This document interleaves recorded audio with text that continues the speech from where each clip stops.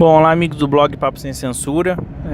Já faz um tempinho aí o blog está sem atualização, mas isso é devido às correrias do dia a dia, né? O blog é uma mídia independente, uma mídia alternativa, sempre reforçando, nesse ano completando 10 anos, na cobertura da política local, da política nacional e também nos pitacos aí com relação à política internacional de vez em quando. Então, como uma mídia independente, uma mídia alternativa, sem financiamento, a gente vai meio que tentando encaixar dentro do tempo para abastecer aqui o blog com conteúdo.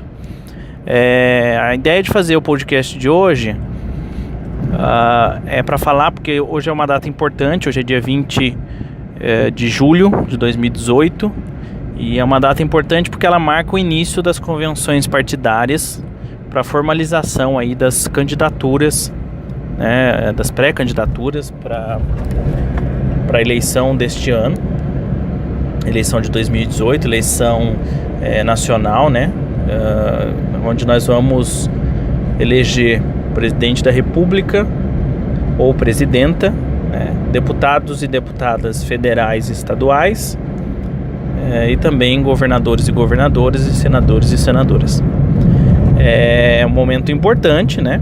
Se a gente olhar aqui para São Paulo, a gente tem a escolha do presidente ou da presidenta, tem a escolha do governador ou da governadora, tem a escolha de 2 cadeiras no Senado e também governo e os deputados, né? Deputadas federal e estadual. Bom, então a ideia do podcast de hoje é justamente porque marca um momento importante. Nós já tivemos hoje o lançamento da candidatura, né, a convenção aí do PDT, partido tradicional aí, nomes importantes da política nacional, como foi Leonel Brizola, e hoje o lançamento da candidatura do Ciro Gomes como o nome do partido, né? O Ciro, que já foi de 6 partidos diferentes, ultimamente o último deles filiado aí ao PDT, e já postulante a pré-candidato, né, postulante à presidência, a candidatura à presidência pelo PDT já há algum tempo. Isso se confirmou então na convenção de hoje, por aclamação. O nome do Ciro foi escolhido pelo partido como o candidato aí à presidência da República. Além do dia de hoje ser importante, porque ele marca o início aí das convenções, então a gente tem uma série de outras agendadas para os próximos dias. Domingo, o PSL oficializa a candidatura do Bolsonaro, e depois, fechando, né, o último dia desse prazo de convenções, ele é o dia 5 de agosto, e as últimas convenções marcadas são dos 2 partidos que polarizaram a eleição nos últimos anos, a eleição federal dos últimos anos, que é que PT e PSDB realizam suas convenções no dia 4 de agosto, né? O PSDB possivelmente aí oficializando a candidatura do Geraldo Alckmin, e o PT, ao que tudo indica, mantendo a candidatura do ex-presidente Lula, que segue preso lá em Curitiba. A questão então é a seguinte: eu acho que mais importante do que o dia de hoje marcar o início das convenções e das oficializações das candidaturas pelos partidos, depois, só lembrando em termos de tempo de legal, né, a partir do dia 15 começam os registros das candidaturas, né? Também vai ser um momento muito importante, porque aí entra o TSE na jogada, o Tribunal Superior Eleitoral, que vai julgar as candidaturas, e a grande expectativa, claro, está em cima da candidatura do ex-presidente Lula, né? Como é que vai o TSE se comportar diante da candidatura do ex-presidente Lula. Lembrando que recentemente, essa semana, por isso que essa semana é importante, eu vou falar, deixa eu só encerrar. Então, dia 15, a partir do dia 15, começa o prazo de registro legal das candidaturas, então é quando o TSE será, aí vamos dizer, o foco, o protagonista dessa história, porque começa a julgar essas candidaturas. E vai aí, então, deferir ou indeferir as candidaturas. Aí é importante, né? Por que essa semana é mais importante do que simplesmente a data de hoje marcar o início das convenções? Porque nós tivemos, né, uma decisão da ministra Rosa Weber do TSE, uma decisão, ela que está como plantonista, né, lá do TSE, nesse recesso do judiciário, ela foi instigada, não, o TSE foi instigado pelo MBL, o movimento MBL, a definir Lula como inelegível, julgar pela inegibilidade da candidatura do Lula. A decisão da ministra Rosa Weber é de que isso não cabe neste momento, né? Então ela não julgou precocemente inelegível o presidente Lula. Então o que é importante nesse momento, né?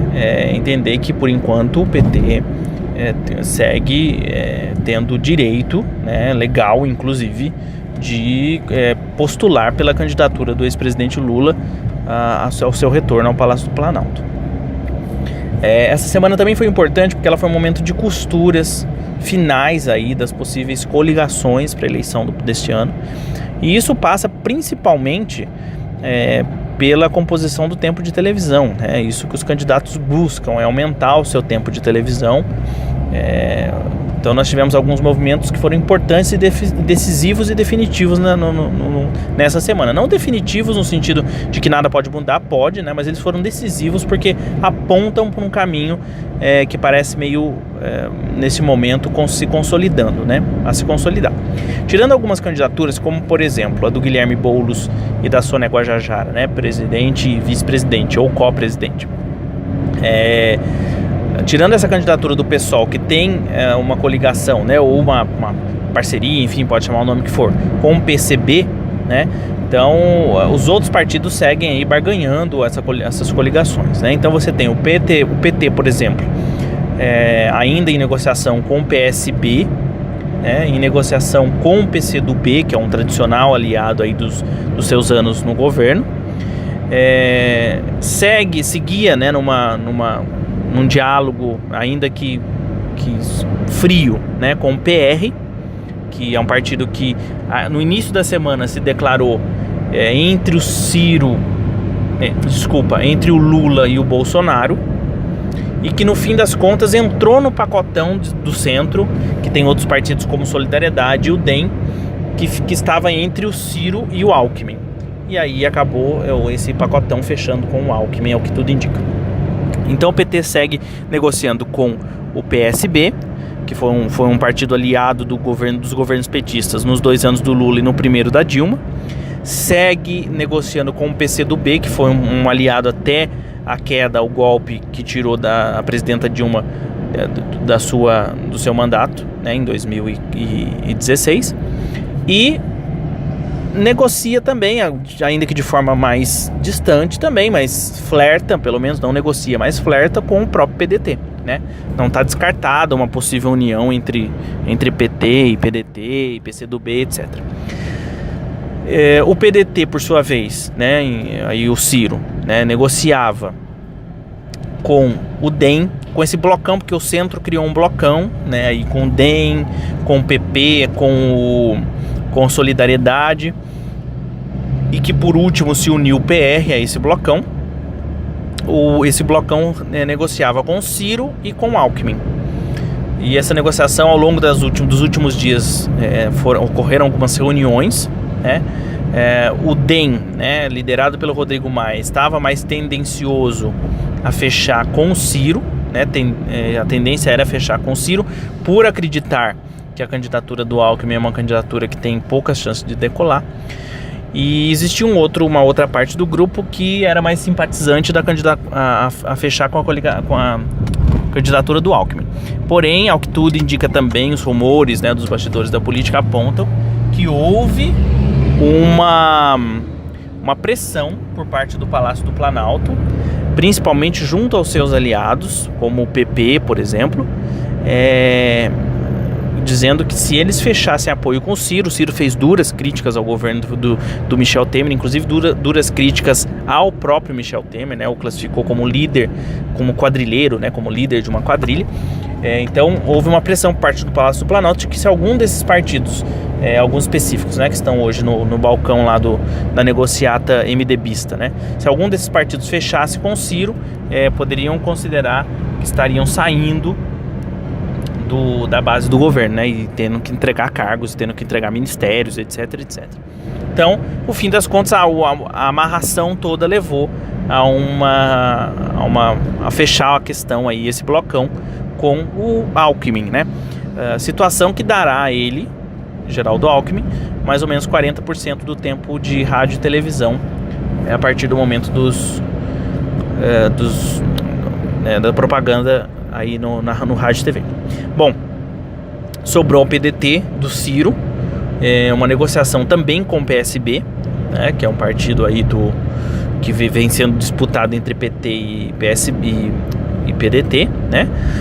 O PSB já se colocou que nacionalmente ele vai estar ao lado de um partido de esquerda, uma candidatura de esquerda, né? Então ele descartou em nível nacional fechar algum tipo de parceria ou coligação com partidos do campo da direita. Então já se colocou à esquerda, por isso a negociação está aí mais firme com o PT e com o PDT também. O que é importante, né, que eu avalio como importante, tá, dentro da minha perspectiva para a eleição deste ano, que eu tiro dessa semana, o início das convenções, né? Então o Ciro foi hoje aclamado pelo PDT como candidato do PDT, né? E sem poder anunciar nenhum tipo de coligação. O que eu tiro dessa semana, que é importante, que eu acho que é para a esquerda, é muito importante, sobrou à esquerda a própria esquerda, né? Eu acho que os movimentos que os partidos de centro e de direita fizeram essa semana, se consolidando, era algo esperado, que houvesse um afunilamento das candidaturas. Não se esperava que os espectros fossem ter tantos candidatos, né? No fim das contas, caminhava para ter uma eleição com muitos candidatos, porém, como ela é uma eleição muito estratégica e muito aberta, a contar inclusive com a questão crucial, que é a participação ou não do ex-presidente Lula, participação que eu digo legalmente falando, né? O que o PT insiste na candidatura dele, isso está claro. Mas assim, a participação ou não dele nessa disputa, a participação dele direta no sentido de ser candidato e na sua capacidade de transferir voto também. Então é uma eleição aberta, extremamente estratégica. Em alguns momentos esses partidos, aí principalmente do centro e da direita, iriam conversar de forma mais pragmática para fechar a parceria, que foi o que aconteceu. A partir de agora, né, sobrou à esquerda, a própria esquerda, e eu acho isso de extrema importância, né? A esquerda, a gente vem falando da importância da esquerda se unir, né, da importância da esquerda se unir, não no sentido de ter uma candidatura única, não é nesse sentido, né, mas caminhar em algum momento, né, podendo apresentar uma negociação mais programática, né, podendo negociar de forma mais aberta, programa de governo, e que seja um programa de governo de esquerda, né? Podendo, inclusive, encontrar pontos em comum que eventualmente não leve a uma união nesse primeiro momento, do primeiro turno, mas que possa levar a uma possível união no segundo turno, e mais do que isso, possa levar a uma união pós-eleição, seja qual for o resultado, seja para formar uma bancada de oposição forte a um possível governo de centro-direita ou de direita, ou para ser uma bancada forte para apoiar um governo de esquerda ou de centro-esquerda, seja lá qual for o resultado. Até porque é muito importante a gente colocar em perspectiva a situação da composição legislativa para os campos da esquerda hoje no Brasil. E se a gente for olhar historicamente, né, desde a redemocratização nos anos 80, a gente acompanha certamente um crescimento da bancada dos partidos que a gente conhece como partidos mais à esquerda, né? Se não partidos de esquerda, mas partidos mais à esquerda. E aí eu vou aqui colocar 5, né, nesse espectro da política, que é o próprio PT, né, o PSB. Eu estou falando de partidos com representatividade na Câmara hoje, tá? Então seria o PT, o PSB, o PDT, o PCdoB e o PSOL, né? São partidos que ou são de esquerda ou estão à esquerda, né? E que historicamente são partidos de esquerda, os seus estatutos estão ligados às demandas defendidas pelo campo da esquerda, né? Tem figuras historicamente ligadas às lutas da esquerda. Então são esses 5 partidos que hoje compõem a Câmara dos Deputados, tem seus representantes, né? Tem bancadas na Câmara dos Deputados que a gente pode chamar de partidos de esquerda. Então, se a gente pegar, né, os números, agora não tenho os números aqui em mãos para falar disso, mas eu preparei inclusive um papo de quinta só sobre esse assunto, então eu tenho esses números separados. Mas a gente acompanha, a partir da redemocratização, um aumento das bancadas de esquerda nas casas legislativas, tanto na Câmara dos Deputados Federais como no Senado Federal. A gente tem uma linha de crescimento, né, e ela atinge esse ápice do último governo, do segundo governo Lula, né, para o primeiro governo Dilma, né? Então a Dilma, no primeiro governo da Dilma, a gente tem a maior bancada de deputados e a maior bancada de senadores que são de partidos, desse grupo desses 5 partidos, né? Mesmo que tenha alguma divergência em algum momento, mesmo que não estejam juntos a todo instante em todas as pautas colocadas, mas que, claro, na hora que no frigir dos ovos das demandas da esquerda, certamente estariam juntos. Então a gente já atingiu esse auge do final do segundo governo do Lula para o primeiro governo da Dilma. Depois, para o segundo governo da Dilma, a gente já tem um outro contexto político, não só nacional, mas já internacional. Então a gente faz uma bancada, o resultado da Câmara dos Deputados e o resultado também do Senado Federal já é um resultado um pouco mais conservador, ou muito mais, né, conservador. As bancadas de esquerda ou de partidos de esquerda, elas se reduzem, né? Então, tanto que se hoje a gente olhar para a composição da Câmara Federal, se a esquerda reúne hoje 100 votos, né, numa matéria de disputa, né, de disputa política, seja lá do teto dos gastos, seja da reforma trabalhista, da reforma da Previdência, a gente está falando de no máximo 100 votos, estourando 112 votos, né? Então é isso que tem que ser colocado em perspectiva, no meu ponto de vista. A gente tem que pensar para além da posição da presidência da República, né? Seja lá o que vai acontecer, né? Se nós vamos ter uma vitória de um candidato do campo da esquerda para a presidência, se nós vamos ter a vitória de um candidato do campo mais ao centro, né, centro-esquerda, enfim, ou se nós vamos ter a vitória de um candidato de centro-direita, de direita.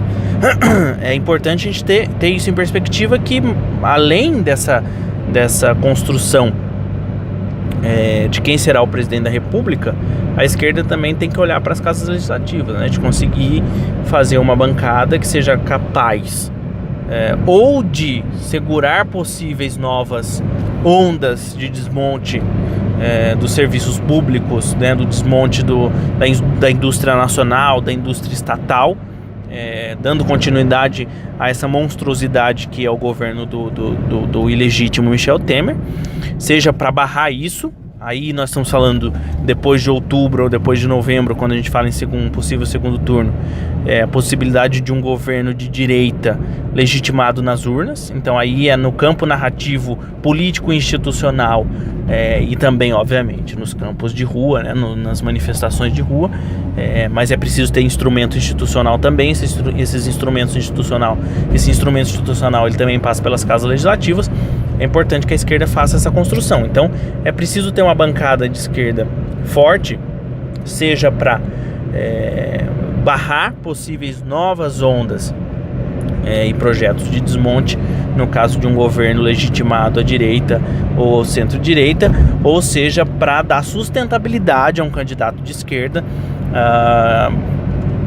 dar sustentabilidade para que ele governe, para que ele tenha o mínimo de votos necessários para pensar na construção de políticas públicas, e muito passando por desmontar o desmonte provocado por esse governo ilegítimo do Temer, e depois de desmontar o desmonte, voltar a remontar o país depois dessa catástrofe que foi esse governo tapão, golpista e ilegítimo do Temer e dos seus aliados, né?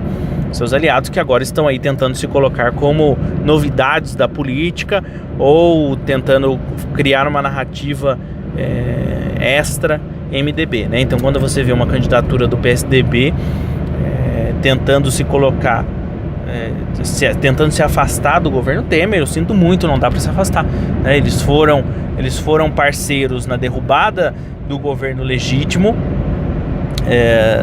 da presidenta Dilma Rousseff, um governo com uma série de problemas, um governo com uma série de falhas, mas que foi tirado de forma abrupta, né, de forma ilegítima, de forma em forma de golpe, né?